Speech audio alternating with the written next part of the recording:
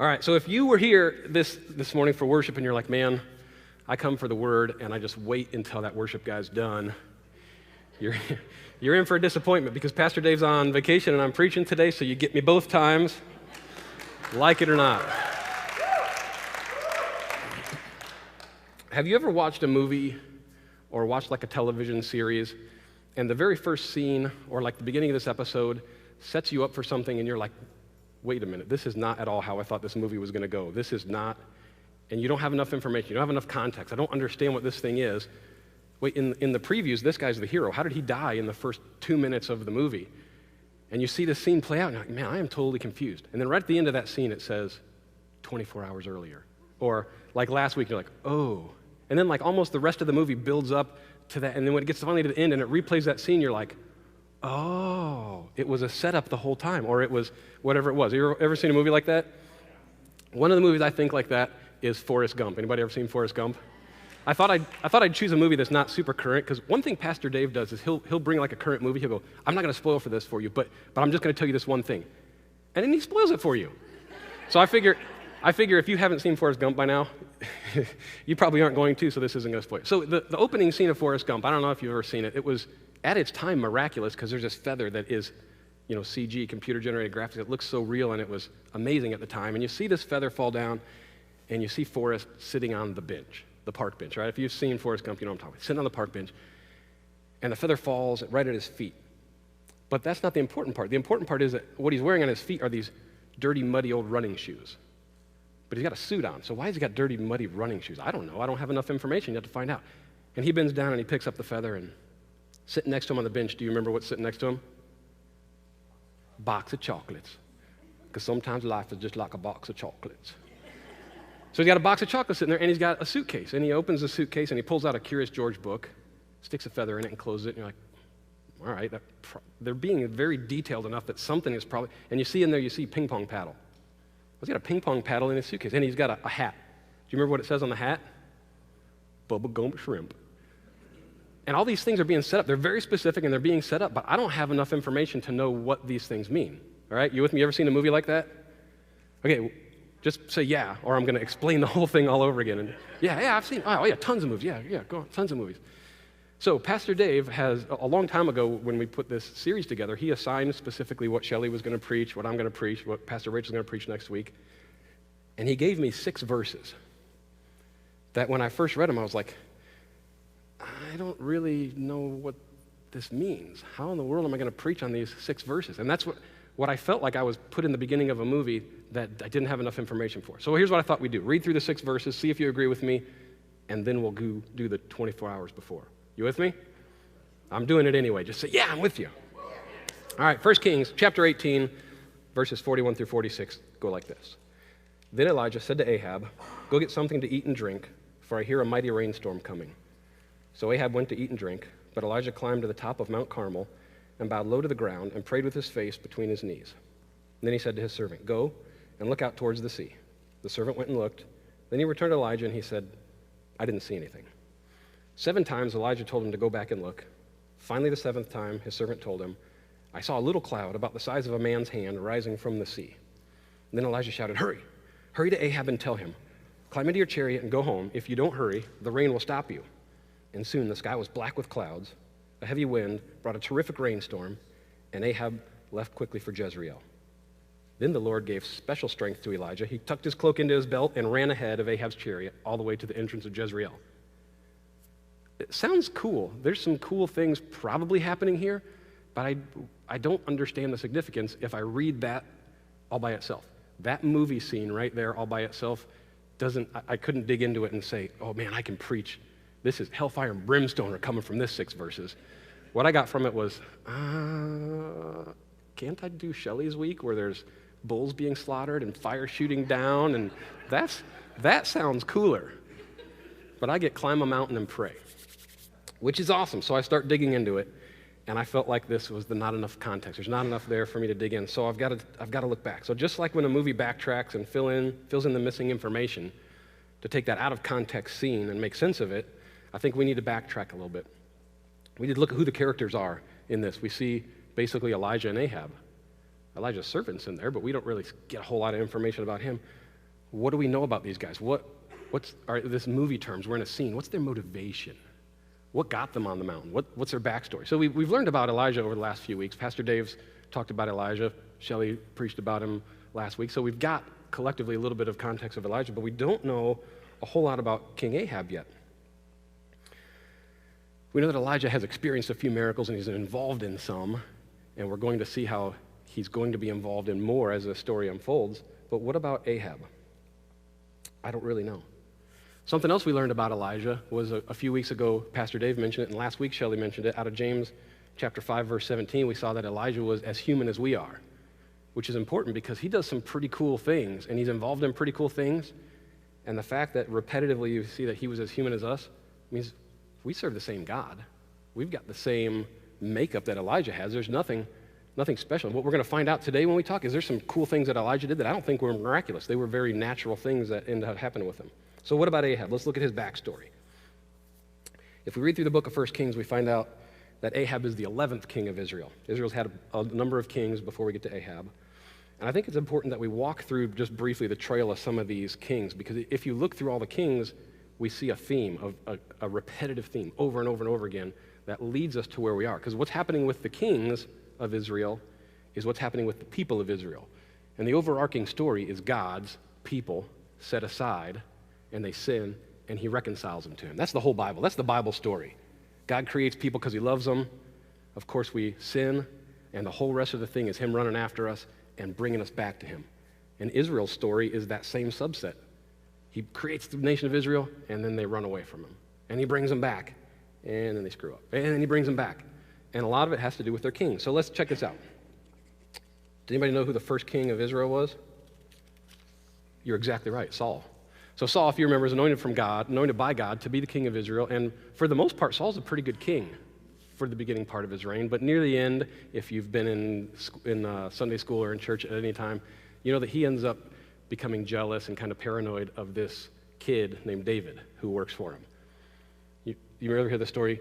Saul has killed his thousands, but David has killed his tens of thousands. Saul's starting to get jealous of David and David's rise in the kingdom. Near the end of Saul's life, he's in this big battle with the Philistines, and the Philistines are winning. They kill some of Saul's sons, and Saul ends up killing himself with his own sword just so he doesn't get captured by the Philistines, right? So what happens? The next king is everyone in the world thinks David because he's awesome. Nope, it becomes Ishbosheth, Saul's son. The nation isn't really following this guy. They don't have any belief in him, really. They believe in David. So eventually there's this conflict. David's armies fight Ishbosheth's armies, and if you read anything about the book of Kings, a whole lot of it's about David, and we've heard tons about David. David wins. David is now the third king of Israel. You with me so far? All right. David is an awesome king, and he's very human like us, and he messes up a lot. I don't know if you remember, but he's a murderer. He's an adulterer. He makes a lot of bad decisions, but the one thing we see of David that we aren't going to see in any of the other kings we're going to talk about is he always returns to God. He repents, and he says, God, I'm sorry. I messed up. I take responsibility for this. And God says, pick yourself up, boy. Let's do this thing. I chose you. You're good enough. You've got what it takes. Let's do this. And David is a great king. But he made some mistakes. He doesn't pay the penalty for his mistakes, but he does have to accept some of the ramifications for his mistakes. He doesn't get to build the temple, right? David's temple didn't get built by David. It got built by his son Solomon. So David dies. His son Solomon becomes king. Solomon, who is probably the wisest man ever, according to the Bible, is king for quite some time and does a great job up front. But we start to see a theme with Solomon all the way through all the kings until down to Ahab. We start to see a theme that happens here. Solomon marries multiple wives and starts to worship their gods. He's starting to make the shift away from the one true God, and he's bringing the people of Israel with him. He's teaching them how to worship pagan gods. He builds shrines to these foreign gods. And the theme that we start to see unfold is that through Solomon, the people of Israel did what was evil in the Lord's sight. And Solomon doesn't really come back to God. Solomon doesn't have his dad's heart, the heart, a man after God's own heart. Solomon doesn't have that. He's got his wisdom to back himself up, and he just keeps going towards evil in the sight of the Lord. While this is happening and Solomon's doing his evil, God says, man, I've got to change some stuff here because the line of David is not going to be able to take this on anymore. And there's a man named Jeroboam. All right, we're going to talk about two guys, Jeroboam and Rehoboam, and they're confusing, so don't get them confused. Jeroboam gets called from God, and God says, listen, the line of David is not going to be able to do this. Solomon is going the wrong way, but I'm not going to take the throne from him. Once Solomon is gone, I'm going to give it to you, and if you rule like David ruled, and you do what I say, what God says, you keep your heart pure towards me, I will let your line reign. Not only that, but I will make your reign be that equal to David. Have you ever heard of Jeroboam? So chances are his reign was probably not equal to David, because unless you really dig into kings, you don't see Jeroboam. All right, so Jeroboam's set aside. Solomon's still king, but God says, hey, Jeroboam, you just hang out here for a minute. We'll get back to you. Solomon learns about it and is going to kill Jeroboam, so Jeroboam has to go hide. Solomon dies, and his son Rehoboam becomes king. And guess what Rehoboam did? You think he did great? No, the Bible tells us that Rehoboam did what was evil in the Lord's sight. So God takes the kingdom from him, gives it to Jeroboam, and says, all right, let's start over, man. You're going to do great, Jeroboam. Everything's going to be great. And what do you think Jeroboam did? Did evil in the Lord's sight. Jeroboam does that, and 5 more kings after Jeroboam each do evil in the Lord's sight. The theme is the same. The kings are doing evil, and they're bringing the kingdom of Israel into evil. This is God's chosen people. His cards, he laid them all out on the table, and he says, hey, this is my people.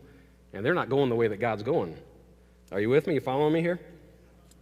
Here's one thing I saw interesting. I walked through all the kings, and you get a little bit about some, you get a little about the others. There's this guy named Zimri who was king for 7 days.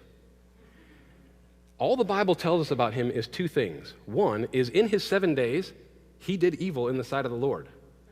You don't even know what keys open up what doors in the kingdom in the first 7 days. You don't even know what is what. How bad do you have to mess up in 7 days to have your time in the Bible say you did evil in the sight of the Lord? This guy ends up burning the palace down on himself and committing suicide within his first 7 days of being king. I don't think he was probably cut out to be king. So that's Zimri's story. I'm glad that's not my story in what God wrote about me. So this brings us to Ahab. Let's find out what the Bible has to do when it introduces us to Ahab. 1 Kings chapter 16, verses 29 and 31 tell us this. Ahab, son of Omri, began to rule over Israel in the 38th year of King Asa's reign in Judah. He reigned in Samaria 22 years. So he had a pretty good run of it, 22 years. But Ahab, son of Omri, you guessed it, did what was evil in the Lord's sight, even more than any of the kings before him. So these guys messed up. If all these guys messed up, Ahab really messed up. You with me? And he's taken the people of Israel with him. As though that were not enough, it were not enough to follow the sinful example of Jeroboam. So we see once Jeroboam started doing evil, and it just trickles down through all the kings, Ahab's doing the same thing. Ahab married Jezebel, the daughter of King Ithbaal of the Sidonians, and he began to bow down in worship of Baal.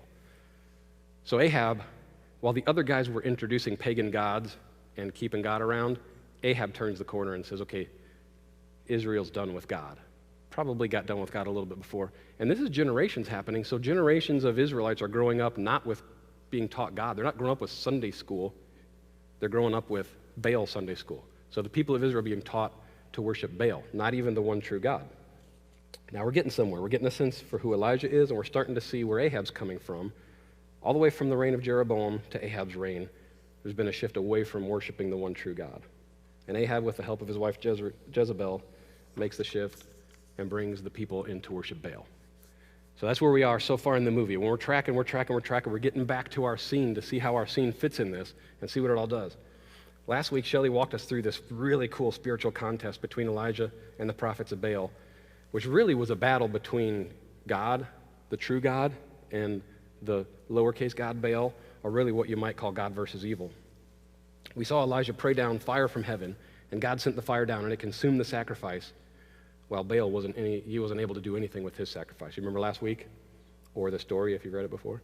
One thing I find incredible, when we get to starting to put this together, and we see how the movie plays out heading to our scene, is everything that Shelley talked about last week, everything we're talking about in our scene today that we're about to talk about, and part of what Pastor Rachel is going to talk about next week, it all happened in one single day.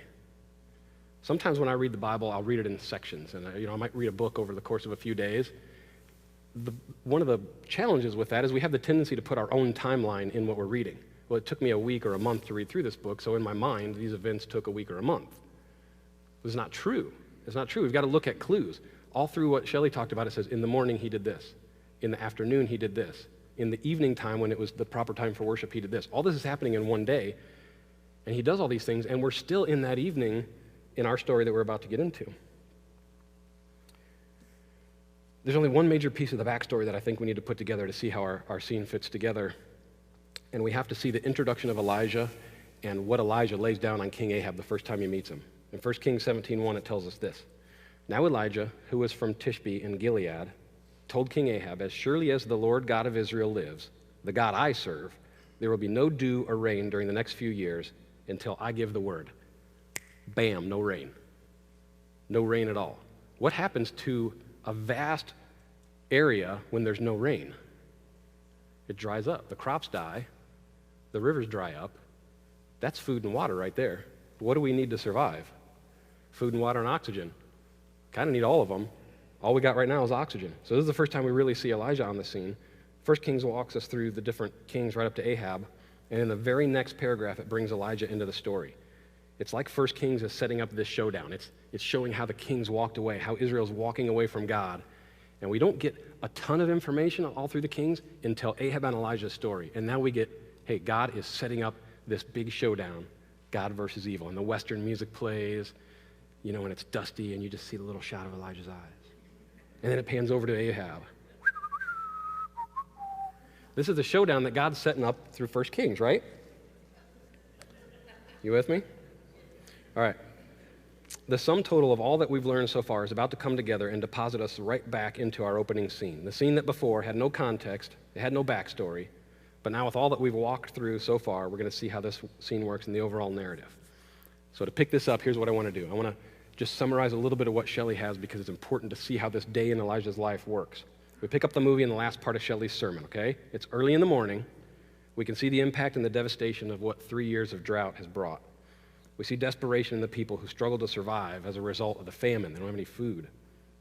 The same drought that Elijah said would happen, the same drought that was going to last until Elijah gave the word. In quick little flashes, we see Elijah, and he challenges the 450 prophets of Baal. And there's really more prophets. There's prophets of other gods there, but the 400 prophets of Baal, 450 prophets of Baal is the big showdown between one Elijah and 450 of these prophets. We see their sacrifice duel, the 10 dual commandments. And we see him rebuild the altar on Mount Carmel. We see the prophets of Baal choosing their bull for the sacrifice. We see Elijah and the prophets, and they each prepare their bull for the burnt offering sacrifice. And we get glimpses of the people of Israel, because if you remember, Ahab called all of the people of Israel out for this. So the nation of Israel is gathering around for this showdown. I mean, this is big time, epic. Put all of your budget into the special effects that are going to happen here, because this is going to be the showdown, right? We see glimpses of the people of Israel gathered around to witness this duel. We see Elijah mock the prophets, and they cry out to Baal, and nothing happens, and they tear their clothes, and they cut themselves. And Elijah says, maybe Baal's asleep. Maybe you should call louder. Maybe he's sleeping. In a flash, we see Elijah gather the people of Israel around so they can bear witness, because it's Elijah's turn, and he's getting ready to call out to God, and I'm going to let the Bible tell us what it says, and it's in 1 Kings chapter 18, verses 36 through 37. Elijah says, "O Lord, God of Abraham, Isaac, and Jacob," just to make sure they know which God he's calling out to, so they can't say, well, that was Baal. Baal did that. No. This is the God I'm calling out to, the God of Abraham, Isaac, and Jacob. Prove today that you are God in Israel and that I'm your servant. Prove that I have done all of this at your command. O Lord, answer me. Answer me so these people will know that you, O Lord, are God and that you have brought them back to yourself. And bam, fire shoots down from heaven, and it says it consumes the bull. But not only the bull, it consumes the wood that they built the altar. But not only the wood that they built the altar with, but the stones that they put it on. The fire is so hot it consumes that. But not only the stones they put it on, the dust in the area gets consumed by the fire. That's a fire of God. That's something Baal can't bring, and he didn't bring. In this flash, we see that Elijah tells the people of Israel, gather those prophets up, and let's take them down in the valley, and I'm going to kill them all. And he does. He kills 450 people all by himself. I can see one or two. If I'm prophet number 3, I'm either fighting or running. It's got to take a minute or two, right? You don't just, boom, and 450 people are dead. Guy 400 is like, he has been half an hour. I'm going to step up in line. This is taking too long. 450 people. This took a minute, right?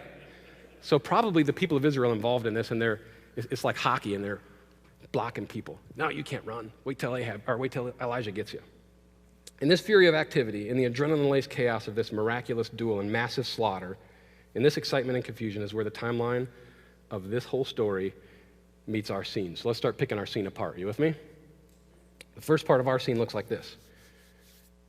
Then Elijah said to Ahab, "Go get something to eat and drink, for I hear a mighty rainstorm coming." What we found out in Shelley's sermon is it's been 3 years since it's rained. And Elijah's getting ready to say, hey, I think it's going to rain. So Ahab went to eat and drink, but Elijah climbed to the top of Mount Carmel, bowed low to the ground, and prayed with his face between his knees. All right, we have a little bit more context. And here are my questions. Why did this all happen? Elijah tells Ahab to go get something to eat and drink. In this whole thing that happened, the whole day that we've spent so far, who's doing all the work? Elijah or Ahab? Elijah, we don't even hear about Ahab. Ahab's the king, so probably, I don't know what he's doing because the Bible doesn't tell us, but if I were king, I would have already had somebody set a tent up for me, and I'd probably be in the tent because I don't want to be out in the hot sun. I'm going to watch this thing unfold, and I've got some snacks, and even though it's a drought, I can get a hold of water somewhere. So I'm going to have some snacks and a drink while I'm King Ahab. Ahab probably relaxed during all this, and Elijah did all the work, but yet Elijah tells him to go eat and drink. That doesn't make sense to me. Not only that, Elijah has probably climbed Mount Carmel 2 or 3 times already today because there was water that was brought back and forth. I forgot to tell you that part, that he wet down the whole sacrifice before the fire shot down. A number of times they watered it down. So Elijah has done this. He's chopped a bull up. He rebuilt an altar because it doesn't say that he built an altar. It says that he rebuilt the altar that was on top of Mount Carmel. He prays to God. He makes fun of some prophets. And, oh yeah, he spent a little bit of time killing 450 people all by himself. That dude needs to eat and drink, not Ahab. Are you with me? But that's not what the Bible tells us. He climbs the top of Mount Carmel again, rebuilds the altar. I think Elijah probably needed something to eat and drink more than Ahab, but we see him climb once again to the top of Mount Carmel and get down on his knees and prays. Here's what I think is happening. What was he praying for? I don't know yet. I don't know that he knew what he was praying for, really. The text doesn't tell us what he prayed for, but I bet he was asking God, what's next? What do you want me to do now? Why, after this big, long, physical day of dueling and slaughtering, would Elijah climb a mountain again for the second or third time? He's already in the valley. What happened right at the end of Shelley's sermon is he climbed down from Mount Carmel to slaughter all the prophets. So he's down in the valley at this point. Why doesn't he stay there? He climbs up the mountain again. Here's why I think he did it. I think Mount Carmel held some spiritual significance for him. Of course, he just saw a gigantic, tremendous miracle moments before happen on top of that mountain. He saw fire shoot down from heaven, but I think it held more significance than that because I think he knows the history of Mount Carmel. In the book of Amos, we see that Mount Carmel is known as a refuge. It's a safe place to go. It's a hiding place. The fact that Elijah had to rebuild the altar on Mount Carmel means that at some point the people in Israel had considered Mount Carmel holy because they built an altar to sacrifice to the one true God at some point because Elijah had to rebuild it. The Israelites at least considered it a holy place. If you do secular research, you find out Egyptians thought of it a holy place, so multiple religions thought of Mount Carmel as a holy place. In 2 Kings 2:25, there's a boy named Elisha, not Elijah, but Elisha, and he's walking on this trail, and there's some people mocking him. And the Bible tells us that in the name of the Lord, he cursed these people, and do you know what happened to them? They straight up got mauled by bears. What? Man, playground insults would have totally changed if I could command bears. Are you with me? This is what happens. And right after the bear incident, Elijah's like, whoo, and he runs to the top of Mount Carmel for refuge, for safety. I think that Elijah climbed back to this place because he'd already seen God do miraculous things, and he saw God answer prayer. He saw God move in great ways, and that place for him held some expectation of what God's going to do. He did the instructions. He did what God told him. He built the altar. He did the bulls. He did all this stuff. And his instructions ran out after he killed the prophets of Baal. So I think he went to a place where he knows God shows up. In his life, he has proof that God has shown up here. In a book that we just read here recently as a church called Draw the Circle, Mark Batterson says this.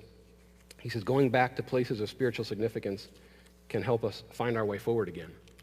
So I got to ask you this, man, what are some of your places of spiritual significance? Where have you been in your life that you have seen something happen, that you've seen God move in something that had to be a miracle? This wasn't just a natural thing that happened, but God showed up big. You got a place in mind? It might not be a physical place. It might be a mental or emotional place. That in this place in my life, at this time when I was going through this, I saw God show up. I saw his love. I saw his mercy. I saw his power. I saw miracles. If I go back to that place, I feel God's power. I feel that electricity. Are you with me? Where's a place of spiritual significance in your life that you can go back to and put a stake in the ground and say, when I meet God here, he shows up. So Satan, this is not your place.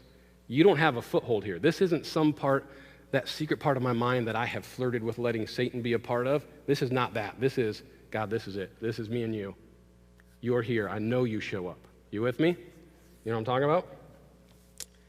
Here's a story that I've got for you. There's a family who used to go to our church.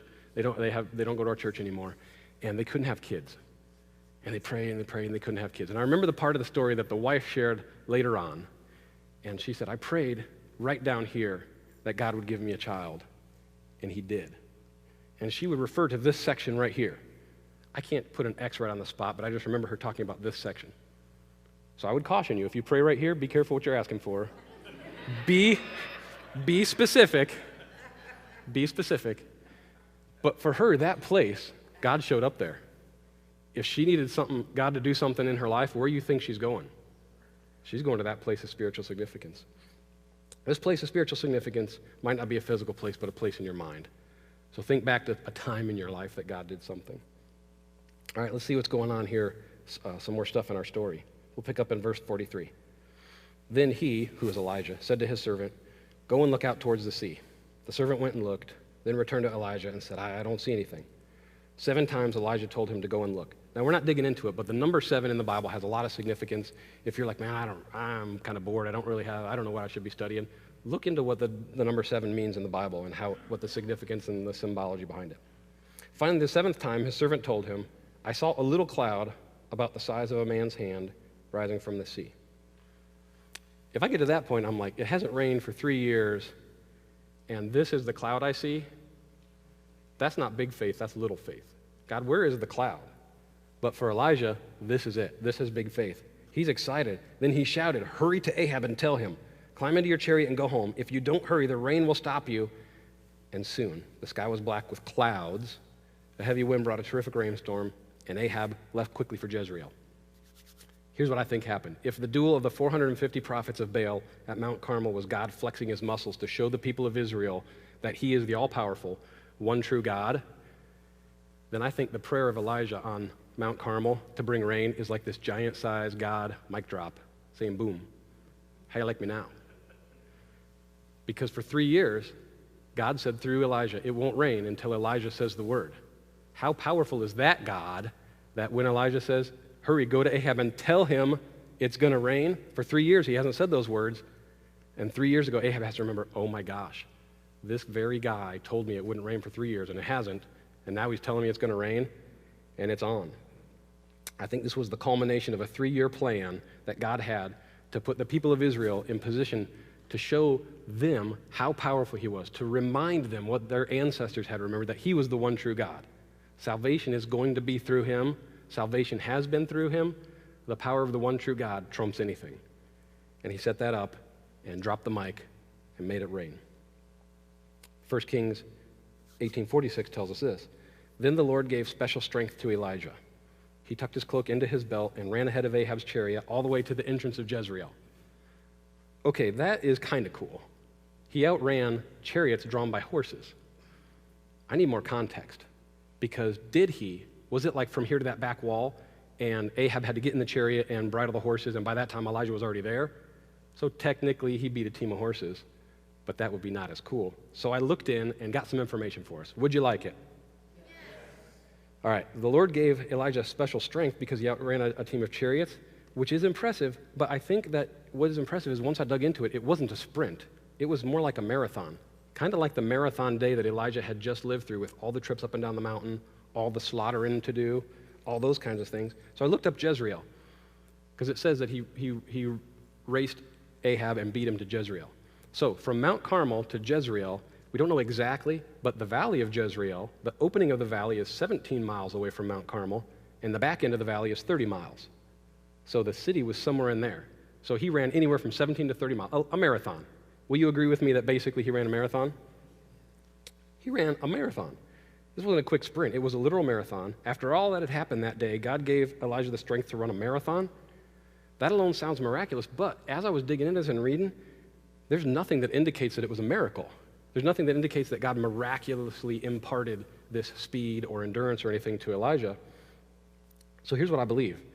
I believe that that physical endurance was something that God had planted in Elijah already, and he could activate it. This was a trait that was in Elijah.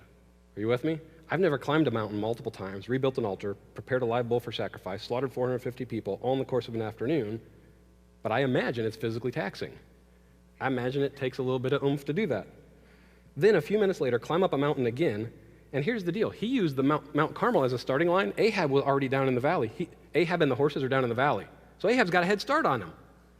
Elijah's on top of the mountain. He uses it for the starting line to race in a marathon against horses. All of this while remembering what James 5:17 told us. Elijah was as human as we are. There's nothing miraculous about Elijah. Here's what I think. I think God had gifted Elijah with incredible endurance. Next week when Pastor Rachel talks, and I asked her if I could do this because it's such a cool thing, we're going to understand a little bit more about Elijah because it was either later that same night, he's done all the bull killing, all the people killing, all the climbing, all the marathoning. Either later that night or it's the very, very first thing the next morning, he runs another 100 miles and then he walks for the whole next day. So here's multiple days in a row of huge physical exertion, and Elijah's doing it, but nowhere does it indicate that it's a miracle or that it's supernatural in power. Instead, the Bible just tells us that God gave Elijah special strength. It seems to me that it wasn't just a one-time impartation, but that it was something that God had gifted him with to be able to use, and God could activate this gift when it's needed.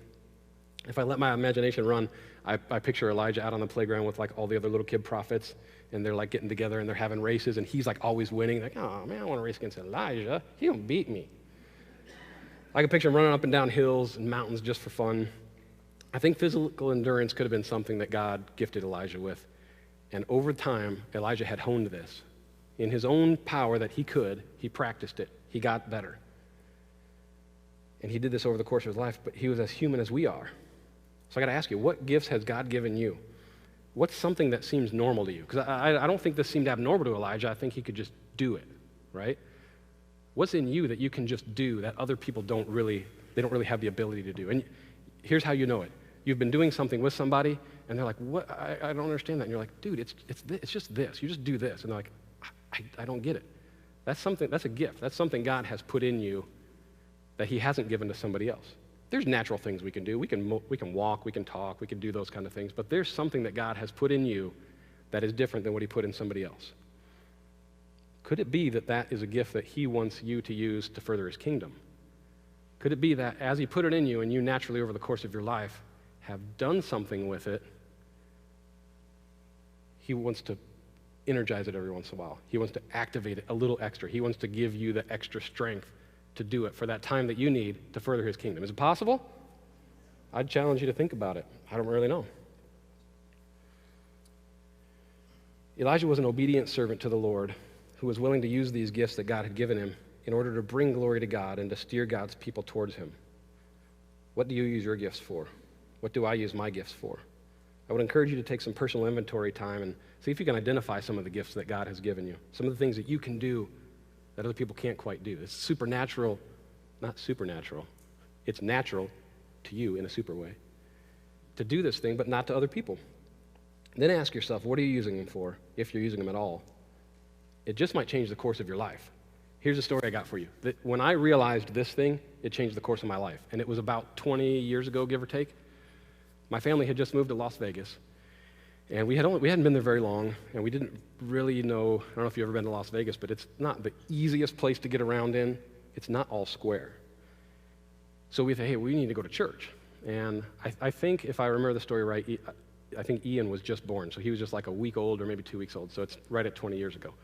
So we look in the newspaper or the phone book because there weren't smartphones and Siri didn't exist yet. And we find this church, and we're like, hey, this looks cool, and I think I know this area. So we get the kids ready, and we drive to this church that we think we're going to go to. It becomes apparent very quickly that we're not in the part of Las Vegas we think we're in, and we don't really know where we are, and there's no chance that we're going to make it to this church that we think we're going to in time for church to start. As we're realizing all this, we come up on this little storefront, and it's got this sign that says Harvest Church of South Las Vegas. And we're like, well, church is going to start in a few minutes, and there's a church. Let's do it. So we go into this place, and there's this man named Mike Texera, who's the pastor, and the youth pastor is this guy named David Grieve, that you may know as the senior pastor of this church. So I meant to go to a different church, but I ended up at a church that Pastor David's in. So we're sitting here. I don't know him. I've never met him. Don't know him from anybody. Don't know anybody from anybody there.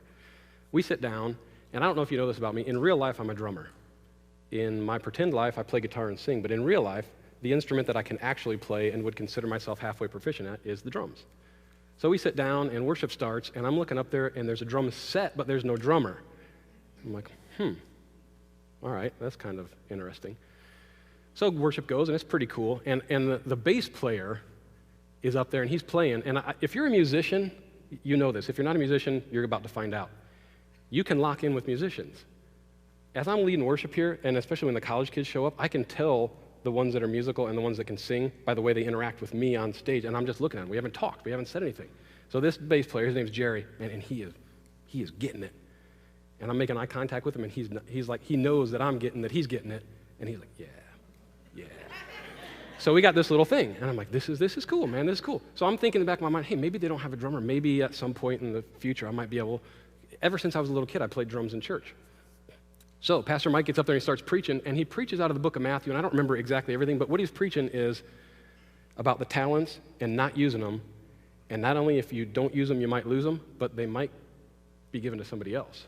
I'm like, oh, well, okay, I'll talk to him later on. Well, then at the end of the service, he calls the band back up, and I'm like, if I don't go up there, am I going to lose my ability to play drums? So, having had this little lock-in moment with Jerry, the bass player, I'm like, and he's like, and I'm like, so I walk up, and here's my plan. I'm like, obviously the lady playing keyboard is leading this thing. I don't realize it at the time, but she's the pastor's wife. So I'm walking up, and Jerry's like, oh yeah, oh yeah, oh yeah. And Joni, her name's Joni, I lock eyes with her, and she's like, yeah. All right, so I sit down, and we play, and it is like, it is it. You know when you get in the pocket? We were there, man. It was awesome. And for however many years we were there, 7, 8 years, I played drums at the church. And met this guy named David Grieve. And we made a relationship, and we worked in the youth group with him, and his youth group didn't have a band. We played overhead projector. You remember overhead projector and CDs? And it's some girl singing in a key that's like 20 octaves higher than anybody else can, and you can't do it, and the kids just stand there, and we say, man, we need to put a band together. We need a guitar player. I'm like, well, I have a guitar, and I've been in bands all my life, and I know 3 chords, and I can hit 2 of them like 80% of the time. And he's like, good enough, man. So we start this band out, and we would get halfway through a song, and we would have to stop. I would say, I'm sorry, guys, I can't remember how to make this chord. And I know you're thinking, yeah, I know you still do that. This isn't a new story to me. But the realization that God had gifted me with something, because drums to me make sense. I can sit down and make them do things. The guitar is technical to me, and I can make it do what I can technically do, but I can make the drums talk. And God gave that to me when I was a little kid. In my family, you had to play piano. You could play any instrument you want, and it had to be piano for a year. And once you did your year of piano, you could pick anything, but it had to be something. So I plunked away at the piano for a year until I could take drum lessons. Took drum lessons all the way from little kid all the way through high school. So God gave me this thing. I put work into it and made it what I could, but I let God use it. And God brought me to this place by and large because he had put a gift in me, and he said, all right, son, it's activated today, go. And that connection happened. You with me? What is that thing in you that God might activate, and it totally changes the course of your life? It might have already happened. You might have already said, yeah, dude, I'm right there with you. I know exactly what that thing is. If you don't know, what is it? Take some personal inventory time. Say, what can I do? And God, how do you want to use it? It might change your life. So be careful. In Matthew chapter 5, we see that the guys with the talents, some of them invested them. The guy that didn't and went and buried his talents, and then when the master comes back and he gives them talents, at this point we're talking about money that he's supposed to have invested. He didn't invest anything. He didn't do anything of himself with this gift that was given to him by the master. What happened to it? Master takes it and gives it to somebody else.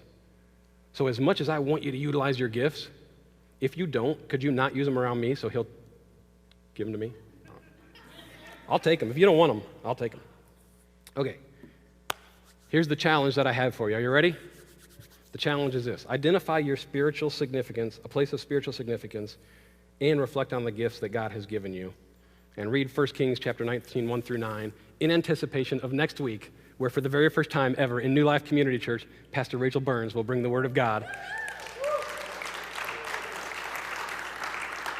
How excited are you for that? I'm kind of excited. Here's the questions I've got for you, because what we want to have happen is take this out of this place. Make it a conversation with somebody. See can you bring something out of somebody else? Here's a tool that you can use for that. And they're already on Facebook probably. 14 minutes ago, they popped up automatically on Facebook. And they're this. Where are your places of spiritual significance? What gifts has God given you? And how are you using those gifts that God has given you? You with me? All right, thanks for listening today. Can I pray a blessing on you, and then we'll get out of this place? God, I thank you for this group of believers. I thank you for this team of people, this group of workers that we are all part of. God, I ask you, give us the guidance, give us the word, and we will go. Give us the strength and the courage to follow, to step out in faith, that when you say go, the place we're going is where you want us to go. Show us where those places of significance are for us, that we can meet you there, and you will meet us in a mighty, powerful way. Show us what those gifts are, God. Reveal them to us so that when you want to activate them, we've already got them ready. We've taken care of our part of maintaining and improving them, and when you want to activate it, it's just on. I thank you for the sacrifice of your Son for salvation. I praise you for the blood of Jesus Christ on the cross. In your name I pray. Amen. Thank you very much.